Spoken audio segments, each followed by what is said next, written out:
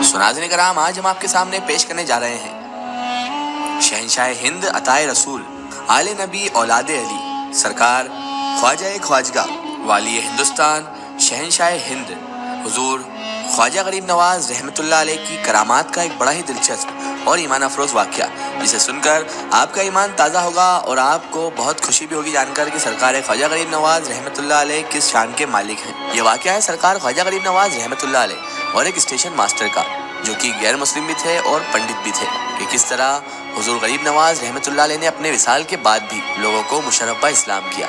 तो मेरी आपसे गुजारिश है कि इस वाक़ये को मुकम्मल तरीके से समझने के लिए इस वीडियो का एंड तक जरूर देखें, और अगर अभी तक आपने हमारे चैनल को सब्सक्राइब नहीं किया है तो उसे अभी सब्सक्राइब कर दीजिए और पास में दिए गए बेल आइकन पर भी क्लिक कर दीजिए ताकि हमारे वीडियो की नोटिफिकेशन आप तक पहुंचती रहे। कहा जाता है कि पंडित रामलाल की उम्र 50 साल थी। वो स्टेशन मास्टर था और कतियाल गांव से स्टेशन 2 किलोमीटर दूर था, और ये रावलपिंडी से कोहाट जाने वाली लाइन पर बोलड़ा शरीफ के बाद आता है। इलाही बख्श नाम का एक शख्स डाक के थैले लेकर मगरिब बाद इस स्टेशन पर चला जाता था और डाक के थैले पहुंचाने के लिए रात वहीं गुजारना पड़ती थी। इलाही बख्श एक पीर साहब से मुरीद था। पीर साहब के कहे गए मुताबिक इलाही बख्श अल्लाह का जिक्र बड़ी कसरत से किया करता था। स्टेशन मास्टर रामलाल, जो कि एक पंडित थे, उन्हें अपने मजहब से बड़ी मोहब्बत थी। वो अपनी मजहब के मुताबिक पंडित जी राम राम की माला जपते रहते थे।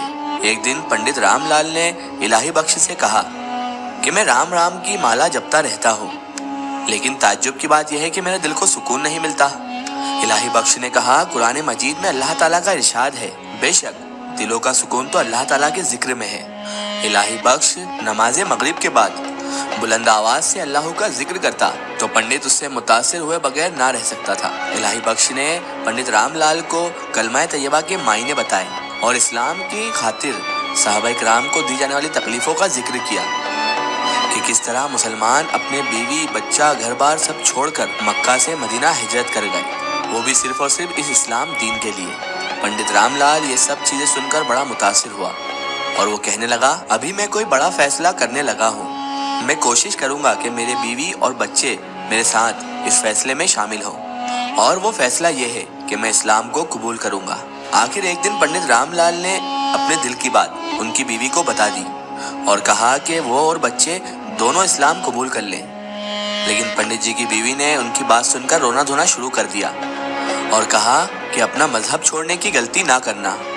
अगले दिन उनकी बीवी ने अपने बेटे को, जो लाहौर में जेरे तालीम था, बजरिया टेलीग्राम बुलवाया और उसे बताया कि वो बोतल खां से अपने मामू को ले आए। जब वो मामू यहाँ पर आया तो उसने पंडित जी से कहा कि अगर आपने अपना फैसला ना बदला तो मैं अपनी बहन और अपने भांजे को यहाँ से ले जाऊंगा। पंडित रामलाल जी ने कहा कि अगर ये इस्लाम कबूल नहीं करते तो मेरा और इनका रिश्ता वैसे ही खत्म हो जाएगा। तुम इन्हें ले जाना चाहो तो ले जाओ। वो सब के सब पंडित से रुखसत होकर वहां से चले गए। पंडित जी ने सिर्फ अपनी बेटी के सर पर आखिरी दफा हाथ फेरा और नमनाक आंखों से उन्हें रुखसत कर दिया। उस दिन के बाद से पंडित रामलाल जी ने नमाज याद करना शुरू कर दी और इलाही बख्श ने इन्हें नमाज का तरीका सिखा दिया। उसके ठीक 3 दिन बाद ही जुमा मुबारक था। चुनांचे पंडित जी के कबूल इस्लाम के लिए यही दिन मुकर्रर किया गया था। ये बात गांव से निकलकर इर्द गिर्द के देहात में पहुंच गई कि कतियाल की जामा मस्जिद में एक हिंदू मुसलमान होने जा रहा है। कतियाल के जिस जगह पर जामा मस्जिद थी उसके इर्द गिर्द गैर मुस्लिमों का कब्जा था, इसलिए मुसलमान अपने साथ छोटे मोटे हथियार भी ले आए थे। चंद एक घोड़ियां भी आ चुकी थी। करीबी एक थाने में भी इत्तला कर दी गई थी। चुनांचे दोपहर को पुलिस गार्ड भी पहुंच गए। पंडित जी ने 1 बजे रेलवे स्टेशन से रवाना होना था और बाहर लोगों का हुजूम जमा हो चुका था। जब वो सफेद कपड़े पहने स्टेशन से निकले तो फिजा नारे तकबीर से गूंज उठी। एक साहब ने घोड़ी पेश की, दूसरे ने पगड़ी पेश की और पंडित जी के सर पर पगड़ी रख दी। तकरीबन 200 के करीब लोगों का जुलूस गांव की तरफ रवाना हुआ। एक वजद भरा माहौल बन चुका था। जुलूस के इस्तकबाल के लिए कुछ लोग गांव से बाहर आए हुए थे तो कुछ मस्जिद में इंतजार कर रहे थे। जुलूस आहिस्ता आहिस्ता बढ़ता हुआ जामिया मस्जिद तक पहुंच गया। पंडित जी को पहली सफ्त में जगह दी गई। खतीब ने अपनी तकरीर रोककर पंडित जी को कलमा तैयबा पढ़ाकर इस्लाम कबूल करने का ऐलान कर दिया और उनका इस्लामी नाम शेख गुलाम मुस्तफ़ा तजवीज़ किया गया। جسے انہوں نے بخوشی قبول کر لیا۔ نماز جمعہ کے بعد سب نمازی شیخ غلام مصطفیٰ کو گلے لگا کر مبارکباد دے رہے تھے۔ کچھ نوجوانوں نے شیخ صاحب کی حفاظت کے لیے ان کے گھر پر پہرا دینے کی پیشکش کی، لیکن شیخ صاحب نے ان نوجوانوں کو یہ بات کہہ کر تسلی دی کہ جب اللہ تعالیٰ نے مجھے ہدایت دی ہے تو وہی میری اب حفاظت بھی کرے گا۔ تو ایک دن الہی بخش اپنا قصہ سنا رہے تھے کہ میرے والدین کو کوئی اولاد نہ تھی۔ وہ ہر مندر اور پجاری کے پاس جا کر پرارتھنا کر چکے تھے، لیکن ان کا مقصد پورا نہیں ہو رہا تھا۔ آخرکار وہ لوگ ایک دوست کے کہنے پر حضرت خواجہ معین الدین حسن چشتی رحمۃ اللہ علیہ کی مزار مبارک پر جا پہنچے، اور وہاں پر جا کر انہوں نے حاضری دی اور دعا کے طلبگار ہوئے، اور وہاں پر دعا کر کے واپس آ گئے۔ رات کو میرے والد کے خواب میں انہیں ایک بزرگ کی زیارت ہوئی۔ انہوں نے والد صاحب کو بیٹے کی پیدائش کی خوشخبری دی اور ساتھ ہی کہا کہ ہونے والا بچہ ہمارا ہوگا۔ والد صاحب اس خواب کو کبھی نہ بھولے۔ جب میں تھوڑا بڑا ہوا تو مجھے اپنے دھرم کی طرف راغب کرنے میں بہت کوششیں کی، لیکن شروع سے ہی میرا رجحان اسلام کی طرف ہی تھا۔ کچھ عرصہ بعد میرے والد صاحب فوت ہو گئے۔ میرے دل میں بار بار خواہش ہوتی کہ میں اجمیر شریف جاؤں اور اس بزرگ کے آستانے پر حاضری دوں جن کی برکت سے میں دنیا میں آیا۔ اور ایک دن آخرکار میں اجمیر شریف پہنچ گیا۔ جب میں اجمیر شریف پہنچا تو وہاں کی تو دنیا ہی نرالی تھی۔ وہاں پر ہر مذہب کے لوگ، ہندو، مسلم، سکھ، سبھی دھرم کے لوگ سب خواجہ جی کے دربار پر حاضری دے کر اپنے اپنے عقیدے کے مطابق دعا مانگ رہے تھے۔ میں جب بھی اجمیر شریف حاضری دیتا ہر دفعہ میرے اندر کچھ نہ کچھ تبدیلی آتی۔ ایسا لگتا جیسے خواجہ جی مسلسل مجھے اپنی طرف کھینچ رہے ہیں۔ وقت گزرنے کے ساتھ ساتھ میں کٹیال اسٹیشن پر آ گیا اور 1 سال کے اندر ہی مشرف با اسلام ہوا، اور الہی بخش کہنے لگے کہ آج جو میں تمہارے سامنے ہوں سب حضور خواجہ غریب نواز رحمۃ اللہ علیہ کی بدولت ہی ہوں، اور آج اگر میں دنیا میں ہوں تو سرکار خواجہ غریب نواز رحمۃ اللہ علیہ کی برکت کے طفیل ہی ہوں۔ اگر میں مسلمان نہ ہوتا تو میں تمہیں بھی کبھی تاکید نہ کر پاتا۔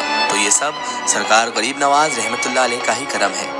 الہی بخش کی یہ داستان سن کر شیخ غلام مصطفیٰ بڑے متاثر ہوئے، اور انہوں نے کچھ سال بعد جب ان کا ریٹائرمنٹ ہو گیا، سروس سے ریٹائر ہو کر کتیال گاؤں میں ہی رہائش اختیار کر لی۔ مسجد میں آپ نے قرآن شریف بھی پڑھ لیا، اور پینشن کی جو رقم آپ کو ملی تھی اسے دینی طالب علموں پر خرچ کر دیا، اور ریٹائرمنٹ کے 3 سال بعد کچھ بیمار ہو کر اس جہان فانی سے کوچ کر لیا۔